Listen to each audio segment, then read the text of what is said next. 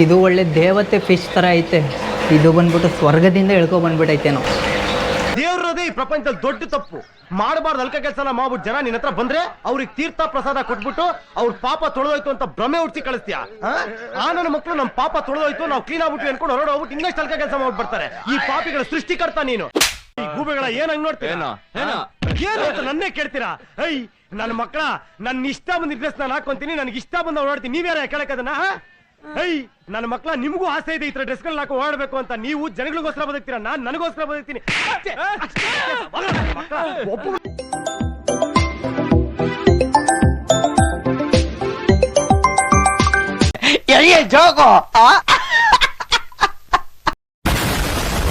ನಮಸ್ಕಾರ ಶಿವ, ಅಡ್ಬಿದ್ದೆ. ಎಲ್ಲರೂ ಹೇಗಿದ್ದೀರಾ? ನಾನಂತೂ ಸಕ್ಕತ್ತಾಗಿದ್ದೀನಿ, ಮತ್ತು ನೀವು ಎಲ್ಲರೂ ಚೆನ್ನಾಗಿದ್ದೀರಾ ಅಂತ ಅಂದ್ಕೊಂಡಿದ್ದೀನಿ. ನಾನೀಗ ಇರುವಂಥ ಪ್ಲೇಸ್ ಬಂದ್ಬಿಟ್ಟು 3000 ವರ್ಷಗಳ ಹಳೆಯ ದೇವಸ್ಥಾನ, ಕನ್ಯಾಕುಮಾರಿ ದೇವಸ್ಥಾನ. ಈ ದೇವಸ್ಥಾನದ ಒಳಗೆ ಕ್ಯಾಮ್ರಾ ಅಲೋ ಇಲ್ಲ.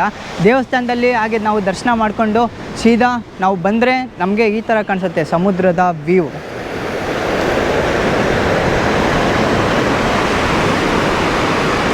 ಸಮುದ್ರದ ವ್ಯೂನ ಹಾಗೆ ನೋಡಿಕೊಂಡು ಮುಂದೆಗಡೆ ನಾವು ಬಂದರೆ ನಮಗೆ ಇಲ್ಲಿ ಶಾಪಿಂಗ್ ಸ್ಟ್ರೀಟ್ ಇದೆ.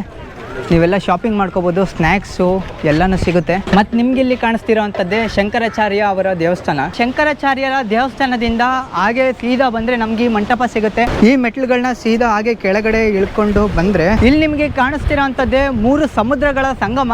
ಇದನ್ನ ತ್ರಿವೇಣಿ ಸಂಗಮ ಅಂತಾನೂ ಕರೀತಾರೆ. ಇಲ್ಲಿ ಬಂದ್ಬಿಟ್ಟು ಹಿಂದೂ ಮಹಾಸಾಗರ, ಬಂಗಾಳ ಕೊಲ್ಲಿ ಮತ್ತು ಅರಬಿಯ ಸಮುದ್ರ ಸಂಗಮ ಆಗುತ್ತೆ. ಆದ್ರಿಂದ ಇದನ್ನ ತ್ರಿವೇಣಿ ಸಂಗಮ ಅಂತಾರೆ. ಈ ತ್ರಿವೇಣಿ ಸಂಗಮದಲ್ಲಿ ನಾವು ಏನಾದರೂ ಸ್ನಾನ ಮಾಡಿಕೊಂಡ್ರೆ ನಮ್ಮ ಪಾಪ ಕರ್ಮಗಳೆಲ್ಲ ಕಳೀತವೆ ಅಂತ ಇಲ್ಲೊಂದು ಪುರಾಣಗಳಿದ್ದಾವೆ. ಆದ್ದರಿಂದ ಇಲ್ಲಿ ಸ್ನಾನ ಮಾಡ್ಕೋಬೇಕಾಗಿತ್ತು. ಇವಾಗ ಸ್ನಾನ ಮಾಡಿಕೊಂಡು ನಾನು ರೂಮಿಂದಾನೇ ಬಂದ್ಬಿಟ್ಟೆ. ಆದ್ದರಿಂದ ಇಲ್ಲಿ ಸ್ನಾನ ಮಾಡ್ಕೊಳ್ಳಲ್ಲ. ಅಲ್ಲಿ ಜನ ಎಲ್ಲ ನಿಂತವರಲ್ಲ, ಆ ಜಾಗದಲ್ಲೂ ಸ್ನಾನ ಮಾಡ್ಬೋದು. ಅಲ್ಲಿ ನಿಮಗೆ ಕಾಣ್ತಿದೆಯಲ್ಲ ಬಾವುಟ, ಆ ಬಾವುಟಕ್ಕೇನೆ ನಮ್ಮ ಭಾರತದ ಭೂಭಾಗ, ಅಯ್ಯಪ್ಪ, ಭಾರತದ ಭೂಭಾಗ ಅಲ್ಲಿಗೆ ಸ್ಟಾಪ್ ಆಗುತ್ತೆ. ಅಲ್ಲಿಂದ ಬರೀ ಸಮುದ್ರನೇ. ಎಲ್ಲಿ ನೋಡಿದ್ರು, ನೀವು ಎಲ್ಲಿ ಕಣ್ಣಾಯಿಸಿದ್ರು ಬರೀ ಸಮುದ್ರನೇ. ಇಲ್ಲಂತೂ ಅಲೆಯ ಅಬ್ಬರ ತುಂಬ ಜೋರಾಗ್ಬಿಟ್ಟಿದೆ. ವೆದರು ಅಷ್ಟೇ 30 ಡಿಗ್ರಿ ಇದೆ. 30 ಡಿಗ್ರಿ ಅದು ಸುಳ್ಳು ತೋರಿಸ್ತಿದೆಯಾ ನಿಜ ತೋರಿಸ್ತಿದೆಯಾ ನನಗಂತೂ ಗೊತ್ತಿಲ್ಲ ಗುರು. ಹೆವಿ ಬಿಸಿಲು ಗುರು, ಕಣ್ಣೇ ಬಿಡೋಕ್ಕಾಗಲ್ಲ, ಅಷ್ಟು ಬಿಸಿಲಿದೆ ಇಲ್ಲಂತೂ.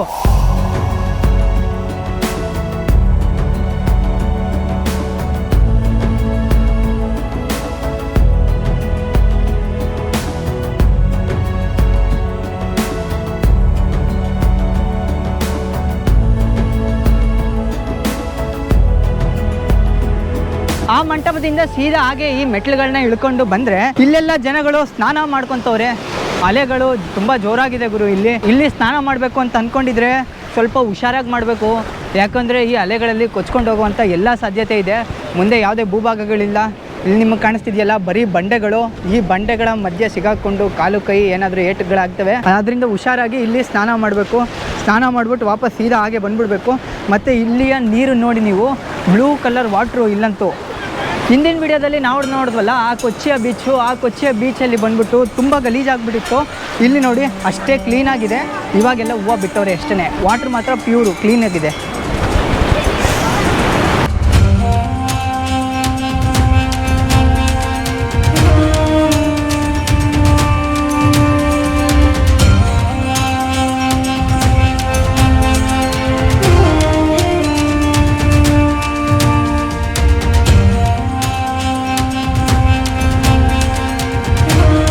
ಆ ಬೀಚ್ನಲ್ಲಿ ಹಾಗೆ ಸ್ನಾನ ಮಾಡಿಕೊಂಡು ಮುಂದೆ ಬಂದರೆ ನಿಮ್ಗೆ ಇಲ್ಲಿ ಕಾಣಿಸ್ತಿರುವಂಥದ್ದೇ ಎಲ್ಲ ಫುಲ್ಲು ಶಾಪಿಂಗ್ ಮಾಡುವಂಥ ಏರಿಯಾ ಮತ್ತು ಸ್ನ್ಯಾಕ್ಸ್ ಏರಿಯಾಗಳು.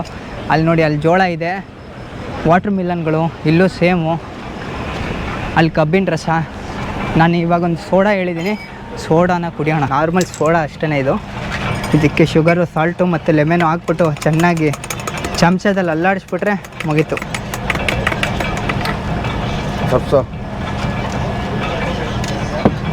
हाँ सब्जा हाँ सब्जा ಸ್ವಲ್ಪ हाँ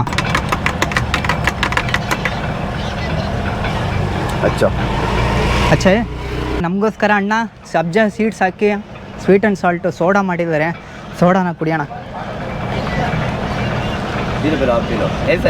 बहुत अच्छा है. ठीक है. इसका मालिक है ना? हाँ वही है मालिक. तुम्हारा नाम क्या भैया? कन्नन. कन्नन लोकल. हाँ कन्याकुमारी. ಸಖತ್ತಾಗಿ ಮಾಡಿದ್ದಾರೆ ಮೇ ಕರ್ನಾಟಕ ತಮಿಳ್ ಮೇರೆಕೋ ತಮಿಳ್ ತಿಳಿಯೋದು ಕರ್ನಾಟಕ ಮುನಿರಾಬಾದ್ ಮಲಬಣ್ಣ ಮುನಿರತ್ನಂ ಮುನಿರಾಬಾದ್ ಮುನಿರಬ್ಬಾಟ್ कर्नाटका हुबली हाँ कर्नाटका हुबली हुबली हुबली मालूम उधर पास में मैं 1 साल काम किया हाँ ठीक है तुमको कन्नड़ा थोड़ा थोड़ा आता काम किया ಹಾಂ ಅಣ್ಣ ಸಕ್ಕತ್ತಾಗಿ ಮಾಡೋರೆ ಕೋಲ್ಡು ಸಹ ಇದೆ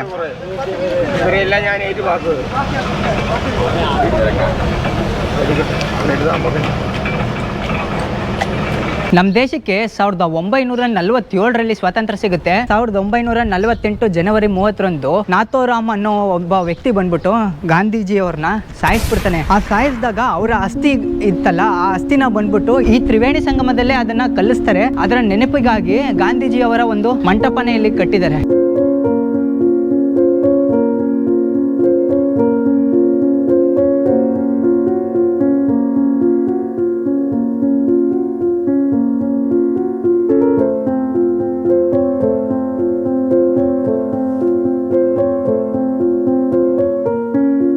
ಗಾಂಧಿ ಮೆಮೋರಿಯಲ್ಗೆ ಬರಬೇಕು ಅಂದರೆ ಅಲ್ಲಿ ಎಂಟ್ರಿ ಮಾಡಬೇಕಾಗುತ್ತೆ. ನಾವು ಎಲ್ಲಿಂದ ಬಂದ್ವಿ, ಎಷ್ಟು ಜನ ಬಂದ್ವಿ ಅಂತ ಎಂಟ್ರಿ ಮಾಡಬೇಕು.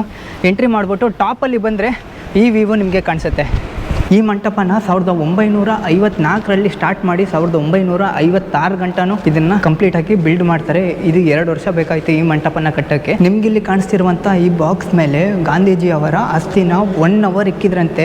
ಇಲ್ಲಿ 1 ಅವರ್ ಇಕ್ಕಿದ ಮೇಲೆ ತ್ರಿವೇಣಿ ಸಂಗಮದಲ್ಲಿ ಅದನ್ನು ವಿಸರ್ಜನೆ ಮಾಡಿಬಿಡ್ತಾರೆ. ಮತ್ತಿನ್ನೊಂದು ಇಂಟ್ರೆಸ್ಟ್ ಆಗಿರುವಂಥ ಸಂಗತಿ ಏನಂದರೆ, ನಿಮಗಿಲ್ಲಿ ಕಾಣಿಸ್ತಿದೆಯಲ್ಲ, ಇದು ಬಂದ್ಬಿಟ್ಟು ಕಲ್ಲಿನಿಂದ ಕಟ್ಟಿದಾರಂತೆ. ಇದ್ರ ಮೇಲೆ ಕೈ ಇಟ್ಟು ಹಂಗೆ ಮೇಲೆ ನೋಡಿದ್ರೆ ನಿಮ್ಗಲ್ಲಿ ಕಾಣಿಸ್ತಿದೆಯಾ ಓಲು, ಆ ಓಲ್ನ ವಿಶೇಷತೆ ಏನಂದರೆ, ಗಾಂಧೀಜಿ ಅವರ ಹುಟ್ಟುಹಬ್ಬದ ದಿನ ಅಕ್ಟೋಬರ್ 2ನೇ ತಾರೀಕು ಬಂದ್ಬಿಟ್ಟು ಆ ಓಲ್ನಿಂದ ಸೂರ್ಯನ ಕಿರಣ ಸೀದಾ ಬಂದು ಈ ಒಂದು ಕಾಣಿಸ್ತಿದೆಯಾ ಕಲ್ಲಿನ ಒಂದು ಶೇಪ್ ಮಾಡಿದಾರಲ್ಲ, ಇದ್ರ ಮೇಲೆ ಬಂದ್ಬಿಟ್ಟು ಬೀಳುತ್ತಂತೆ. ಗಾಂಧಿ ಮಂಟಪದಿಂದ ಹಾಗೆ ಸ್ವಲ್ಪ ದೂರ ನಡ್ಕೊ ಬಂದರೆ ಈ ಕಾಮರಾಜ ಮೆಮೋರಿಯಲ್ ನಮಗೆ ಸಿಗುತ್ತೆ.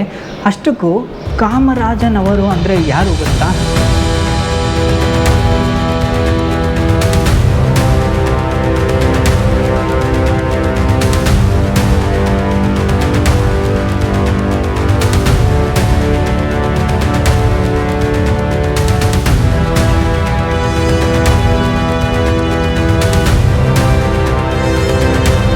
ಇವರು ಬಂದು ತಮಿಳುನಾಡಿನ ಮಾಜಿ ಮುಖ್ಯಮಂತ್ರಿಗಳಾಗಿದ್ದರು. ಇವ್ರಿಗೆ ಒಂದು ಬಿರುದಿದೆ. ಆ ಬಿರುದು ಏನಂದರೆ ಕಲ್ವೆ ತೈ ಅಂತ ಒಂದು ಬಿರುದು. ಆ ಬಿರುದಿನ ಅರ್ಥ ಬಂದ್ಬಿಟ್ಟು ಶಿಕ್ಷಣದ ತಂದೆ ಅಂತ. ಈ ತಮಿಳುನಾಡಲ್ಲಿ ಅನೇಕ ಸ್ಕೂಲು ಕಾಲೇಜುಗಳನ್ನು ಜಾಸ್ತಿ ಮಾಡಿದ್ರಂತೆ.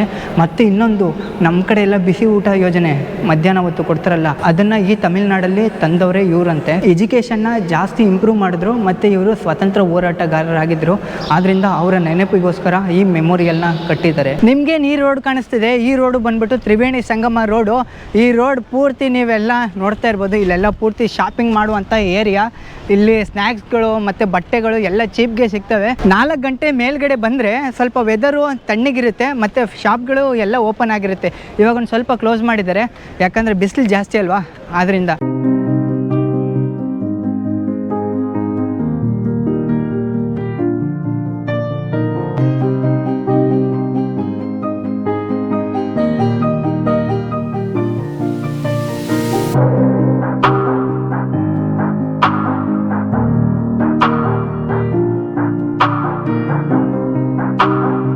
ಇದು ನಿಮಗೆ ಗೊತ್ತಾ, 2 ರೂಪಾಯಿ ಒಂದು ಚಿಕ್ಕ ವಯಸ್ಸಲ್ಲಿ. ಮತ್ತು ಇವು ಬಂದ್ಬಿಟ್ಟು ಸ್ವೀಟ್ ಆಗಿರ್ತವೆ. ಬರೀ 20 ರೂಪಾಯಿ ಅಂತೆ, ಯಾವ್ದಾದ್ರು ತೊಗೊಳ್ಳಿ 20 ರೂಪಾಯಿ. ಮತ್ತು ಇದು ನಿಮಗೆ ಗೊತ್ತಾ, ಇದು ಬಂದ್ಬಿಟ್ಟು ಗಿರ್ಗಿಟ್ಲೆ ಥರ ಆಡಿಸಿ ಅದನ್ನು ತಿನ್ಬಿಡೋದೆ. ಇದೇನು ಕಾಣಿಸ್ತಿದೆ ನಿಮಗೆ, ಇದು ಹುಣಸೆ ಹುಳಿ. ಚಿಕ್ಕ ವಯಸ್ಸಲ್ಲಿ ನೀವೆಲ್ಲ ತಿಂದಿರ್ಬೋದು.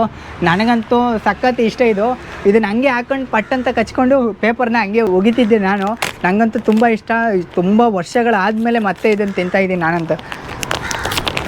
ನೋಡೋಣ ಟೇಸ್ಟ್ ಹಂಗೆ ಇದೆಯೋ ಅಥವಾ ಬೇರೆ ಆಗ್ಬಿಟ್ಟೈತೋ.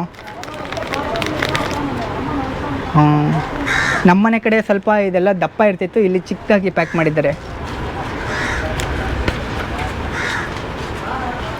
ಅಬ್ಬಾ, ಆ ಟೇಸ್ಟ್ ಮಾತ್ರ ಚೇಂಜೇ ಆಗಲ್ಲ ಗುರು. ಅದು ಟೇಸ್ಟ್ ಮಾತ್ರ ಸಖತ್ತಾಗೈತೆ. ಆವಾಗ ಹೆಂಗಿತ್ತೋ ಇವಾಗಲೂ ಹಂಗೆ ಐತೆ. ಎಲ್ಲ ಕಡೆನೂ ಅದೇ ಟೇಸ್ಟೇ.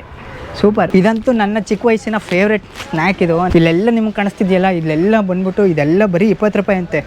ಅಲ್ಲಿ ಪ್ಯಾಕ್ ಮಾಡ್ತಾರೆ, ಅಲ್ಲಿ ಪ್ಯಾಕ್ ಮಾಡಿಬಿಟ್ಟು ಇಲ್ಲೆಲ್ಲ ಇರ್ತಾರೆ. ಯಾವ್ದು ಬೇಕೋ ನಾವು ಅದನ್ನ ತಗೊಬೋದು. ಸೀದಾ ಹಾಗೆ ನಾವು ನಡ್ಕೊ ಬಂದಿರೋಂಥದ್ದೇ ವ್ಯೂ ಟವರ್. ಈ ವ್ಯೂ ಟವರ್ ಹತ್ರ ಏನು ಕಾಣಿಸುತ್ತೆ ಅಂತ ನೋಡೋಣ ಬನ್ನಿ.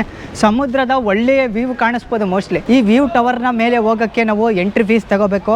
ಇದರ ಎಂಟ್ರಿ ಫೀಸ್ ಬಂದ್ಬಿಟ್ಟು 15 ರೂಪಾಯಿ ಅಡಲ್ಟ್ಸ್ಗೆ, ಚಿಲ್ಡ್ರನ್ಸ್ಗೆ ಬಂದ್ಬಿಟ್ಟು ಬರೀ 5 ರೂಪಾಯಿ ಅಷ್ಟೇ. ಈ ಟವರ್ನ ಎಂಟ್ರಿ ಟೈಮ್ ಬಂದ್ಬಿಟ್ಟು ಬೆಳಗ್ಗೆ 5:30 ಸಾಯಂಕಾಲ 6:30 ಗಂಟ. 5:30ಗೆ ಈ ಟವರ್ನಿಂದನೇ ನಾವು ಸನ್ರೈಸು ನೋಡ್ಬೋದು, sunset नोड़बो.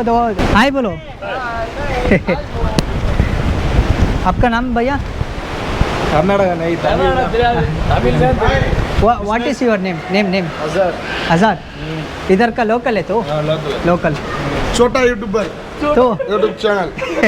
Nice to meet you. ಇವರು ಯೂಟ್ಯೂಬರ್ ಅಂತೆ, ನಾನು ಚಿಕ್ಕ ಯೂಟ್ಯೂಬರ್ ಅಂತ ಹೇಳ್ಕೊಂತವ್ರು ನನ್ನ ಹತ್ರ.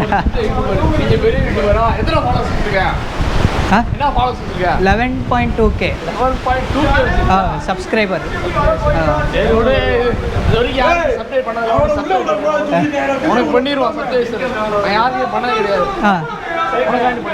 ಹಾಂ ಓಕೆ ಪರವಾನಿ. ಈ ವ್ಯೂನ ಟವರ್ನ ಬಂದ್ಬಿಟ್ಟು ಆ ಥರ ಸೀದಾ ಹಾಗೆ ಹತ್ಕೊಂಡು ಹೋಗ್ತಾ ಇರಬೇಕು. ವಿಪರೀತ ಗಾಳಿ ಗುರು. ಇಲ್ಲಂತೂ ಗಾಳಿಯ ಜೊತೆ ಸಮುದ್ರದ ಅಲೆಗಳು ನೋಡೋಂಥ ಮಜಾನೇ ಬೇರೆ. ಇಲ್ಲೇ ವ್ಯೂ ಈ ಥರ ಕಾಣಿಸ್ತಿದೆಯಲ್ಲ, ಇನ್ನು ಮೇಲ್ಗಡೆ ಇನ್ನು ಯಾವ ಥರ ಇದೆ ವ್ಯೂ.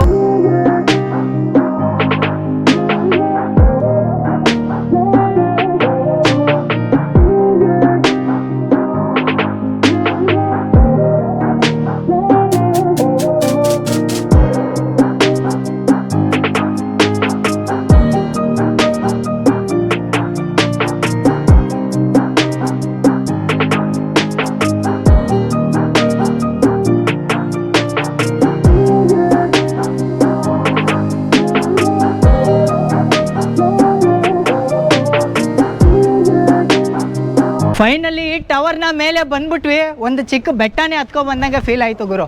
ಇಲ್ಲಂತೂ ಅಲ್ಲಿ ಜಾಸ್ತಿ ಗಾಳಿ ಬರ್ತಿತ್ತು, ಇಲ್ಲಿ ಗಾಳಿನ ಕಡಿಮೆ ಆಗ್ಬಿಟ್ಟೈತಲ್ಲ. ಸ್ವಲ್ಪ ಹೈಟ್ ಇರೋರು ಮಾತ್ರ ನೋಡೋಕ್ಕಾಗತ್ತೆ, ಚಿಕ್ಕ ಮಕ್ಕಳನ್ನೆಲ್ಲ ಎಗರಿಸಿ ಎತ್ತಿ ನೋಡಬೇಕು. ಯಾಕಂದರೆ ಇದು ಸ್ವಲ್ಪ ಹೈಟಲ್ಲೇ ಕಟ್ಟೋರೆ, ಯಾಕಂದರೆ ಇಲ್ಲಿಂದ ದಬಾಕೊಳ್ಳೋ ಪ್ರೋಗ್ರಾಮ್ಗಳು ಜಾಸ್ತಿ ಇರ್ತವೆ. ಆದ್ದರಿಂದ ರೆಡಿ 1 2 3 ಸ್ಟಾರ್ಟ್. ತಲೆ ತಿರುಗುತ್ತೆ ಗುರು ಇಲ್ಲಿಂದ ನೋಡಿದ್ರೆ.